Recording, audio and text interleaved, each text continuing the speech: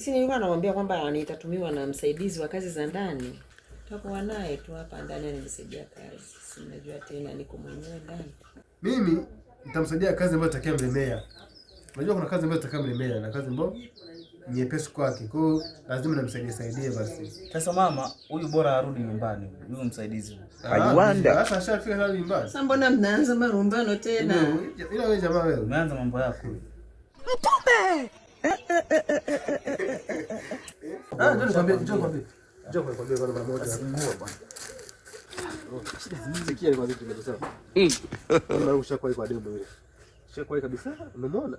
Oya, nimemuona lakini usijichanganye. Acha masiara ukata shingo mwanangu. Nitakuua wewe. Acha masiara, nasikia. Kwa umesha. Kwanza shani kubaya. Umeona kama simrake? Mimi ndo nishamponyeza kwanza. Umeona hivyo nifanyeza? Sikiliza. My lord. Huyu ni wa kwangu mwanangu. Hapana. Acha ujinga mwanangu. Acha masiara mwanangu. Huyu ni wa kwangu na kuambia atakutoa shingo.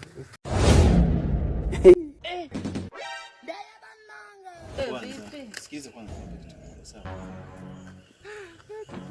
Hapa tunakukaribisha. Sawa, nataka nikuelekeze mambo yanavyoenda.